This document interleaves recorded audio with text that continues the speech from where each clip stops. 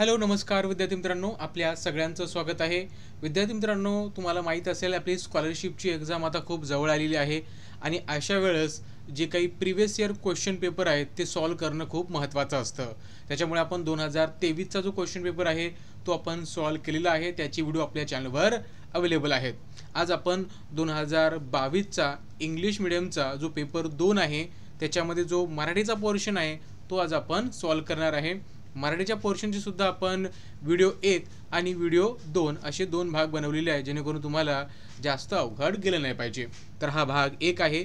चला तर सुरुवात करूया आजच्या आपल्या या व्हिडिओला. आणि विद्यार्थी मित्रांनो बघा, जर तुम्हाला 2025च्या स्कॉलरशिपची जर तयारी करायची असेल, मीडियम कुठलं पण असू द्या, इंग्लिश मीडियम असू द्या, सेमी इंग्लिश असू द्या किंवा मराठी मीडियम असू द्या, सगळ्यांसाठीच आपण फेब्रुवारी महिन्याच्या एंडिंगपासून आपण लाईव्ह क्लासेस सुरू करत आहे. आणि हा जो कोर्स आहे एकदम माफक दरामध्ये तुम्हाला जॉईन करता येईल. वर्षभर चालणारे क्लासेस आहेत.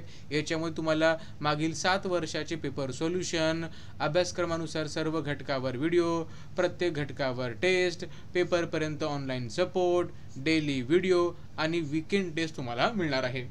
तर तुम्हाला कोर्स जर जॉईन करायचा असेल 2025च्या स्कॉलरशिपसाठी, तर आत्ताच आम्हाला या नंबरवर व्हॉट्सअप करा किंवा प्ले स्टोअरवर जाऊन SVC क्लासेस टेक हे ॲप डाउनलोड करा. त्याची लिंक व्हिडिओच्या डिस्क्रिप्शनमध्ये सुद्धा मी दिलेली आहे. सोबतच जर तुम्हाला नवोदयची तयारीसुद्धा करायची असेल तरी पण तुम्ही आमचं ॲप डाउनलोड करू शकता, ज्याचं नाव आहे SVC क्लासेस टेक. त्याच्यामुळे तुम्हाला हा सुद्धा कोर्स जॉईन करायला मिळेल आणि इथं सुद्धा तुम्हाला सगळ्या गोष्टी मिळतील जे आपण स्कॉलरशिपमध्ये देतोय, ते पण माफक दरामध्ये. चला तर सुरुवात करूया आजच्या आपल्या व्हिडिओला.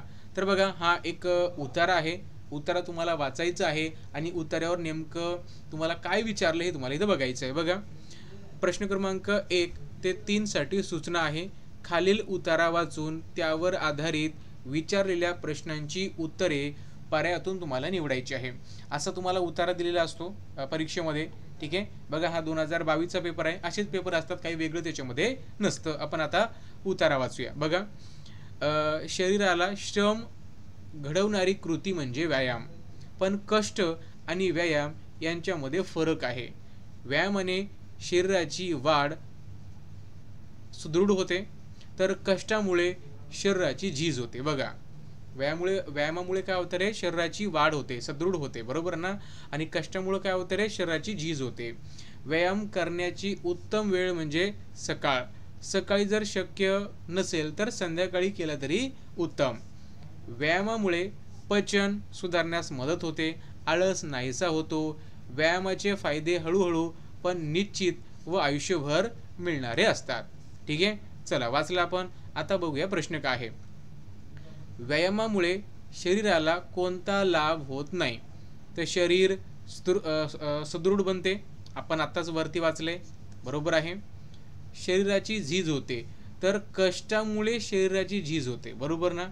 कशामुळे होते? कष्टामुळे होते. इथं दिलेलं तुम्हाला, कष्टामुळे शरीराची झीज होते. व्यायामामुळे होते का? तर नाही. म्हणजे हे लाभ आपल्याला व्यायामामुळे मिळत नाही. म्हणजे हे काय रे, हेच आपलं उत्तर आहे. ऑप्शन क्रमांक 2 तुमचं काय रे इथं उत्तर आहे.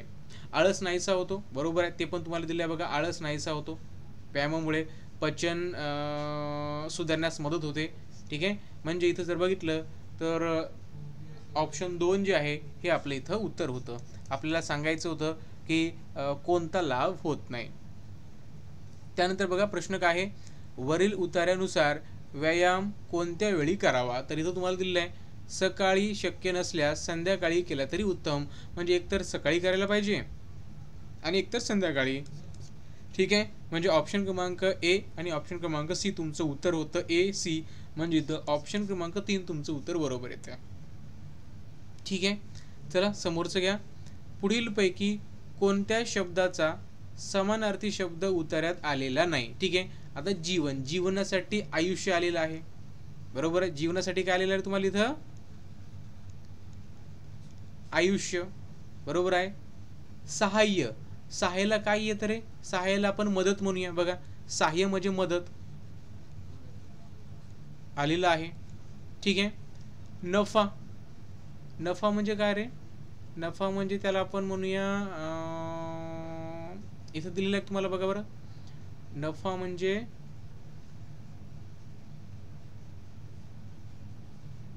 ठीक आहे. हां, फायदे बघा इथं फायदे आलेला आहे. नफा म्हणजे फायदे, बरोबर, हे आलेलं आहे. उत्साह, आता उत्साहाचा काही समानार्थी शब्द मला इथं दिसतोय का बघा बरं. नाही आहे का त्याच्यामध्ये काही, नाही. म्हणजे हेच तुमचं काय होतं रे उत्तर होतं. म्हणजे उत्साहाचा समानार्थी शब्द उत्तरामध्ये आलेला नाही. त्यानंतर बघा कविता आहे, कविता वाचायची आहे आणि तुम्हाला उत्तरं द्यायची आहे. बघा प्रश्न क्रमांक 4 ते 6 साठी सूचना आहेत. खालील कविता वाचा, त्यावर आधारित विचारलेल्या प्रश्नांची उत्तरे पर्यायातून निवडा. अगोदर आपण कविता वाचूया, ठीक आहे, आणि त्यानंतर आपण प्रश्न बघूया आणि त्याची उत्तर इथं शोधण्याचा प्रयत्न करूया. बघा, जंगलात एकदा सभा भरली, प्राणी मंडळी सगळी जमली, उड्या मारत आला ससा, म्हणाला सगळे चूप बसा. दचकत दचकत आले हरीण, म्हणाले मी भाषण करेन.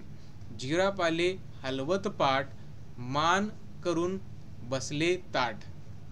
फांद्यावरून माकड आले, सगळे प्राणी शांत झाले. गेंडा अस्वल हत्ती आले, सगळे जण खाली बसले. वनराजांची गर्जना केली, वनराजांनी गर्जना केली, म्हणाले सभा आता सुरू झाली.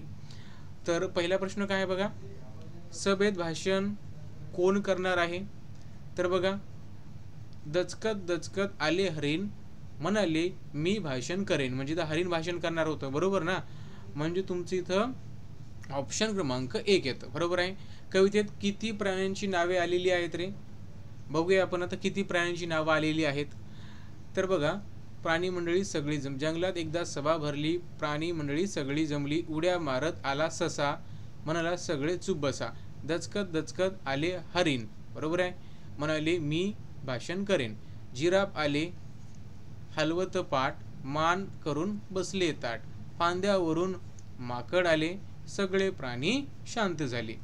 गेंडा अस्वल हत्ती आले, सगळे जण खाली बसले.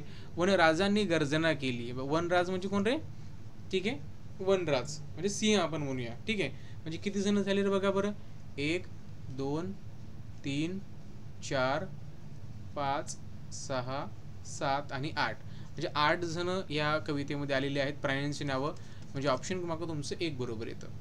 पुढीलपैकी कोणत्या शब्दाचा समानार्थी शब्द कवितेत आलेला नाही, बरोबर आहे.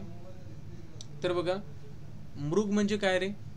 आता बघा आपण बघूया, आपण जर बघितलं खग म्हणजे पक्षी होतं, बरं, खगचा अर्थ काय होतो, पक्षी. आता मला सांगा पक्षी कुठं आले काय कवितेमध्ये, पक्षी कुठं नाव दिसते का तुम्हाला, नाही, पक्षी कुठंच नाहीये, बरोबर आहे. मृग, मृग म्हणजे हरिण होतं, बरोबर आहे. मृग म्हणजे हरिण, हरिण शब्द आलेला आहे का, हो इथं बघा हरिण आलेला आहे, ठीक आहे, हरिण आलेला आहे.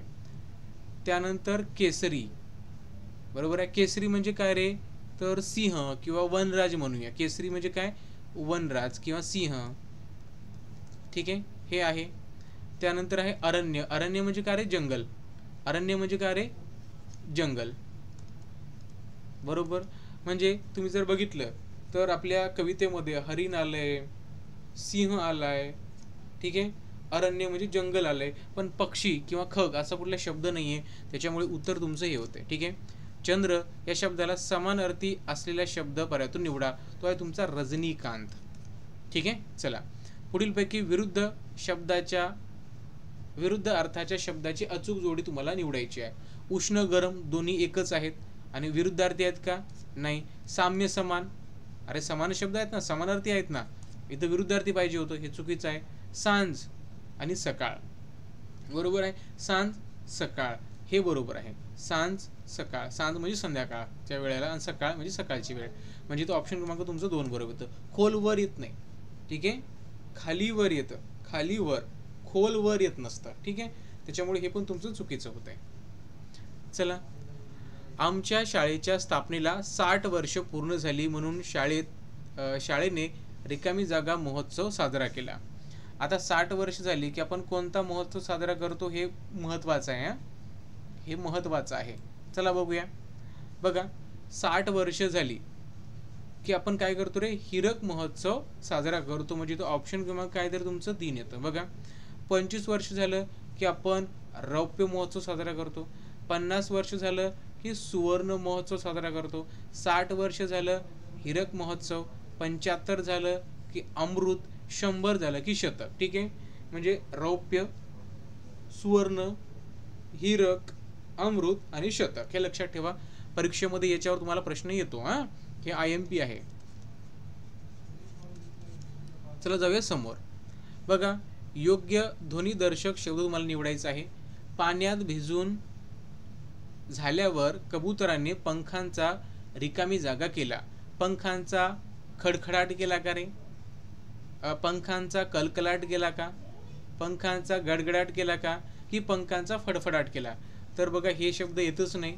पंखांचा काय असतो? फडफडाट असतो. म्हणजे तो ऑप्शन क्रमांक तुमचं 4 येत आहे. ठीक आहे. नंतर बघा, योग्य समूहदर्शक शब्द तुम्हाला निवडायचा आहे. जहाजांचा काफिला असतो. ठीक आहे, साधूंचा जथ्था असतो, पुस्तकांचा वह्यांचा संच असतो. बरोबर आहे. म्हणजे ऑप्शन क्रमांक तुमचं इथं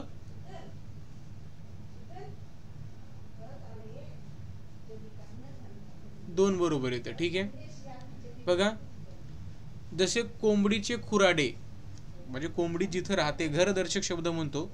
मधमाशांचे काय असतं रे? मधमाशांचं मोहोळ असतं. काय असतं? मोहोळ असतं. नंतर बघा, 13वा प्रश्न आहे. मुसळधार पावसामुळे गावतळी तुडुंब भरले. बरोबर आहे. म्हणजे ऑप्शन क्रमांक तुमचं 2 येतं इथं. गाठणे, निरखून पाहणे, उतू जाणे नाही. बरोबर आहे. तुडुंब भरणे. मुसळधार पावसामुळे गावतळी काय भरली रे? तुडुंब भरली. म्हणजे इथं ऑप्शन क्रमांक तुमचं काय येतं रे? 2 येतं. त्यानंतर बघा, 14वा प्रश्न आहे. चौकटीतील अक्षरे जुळून तयार होणाऱ्या अर्थपूर्ण मनीतील मधले अक्षर कोणते? आता बघा, तुम्हाला ही मन माहीत पाहिजे.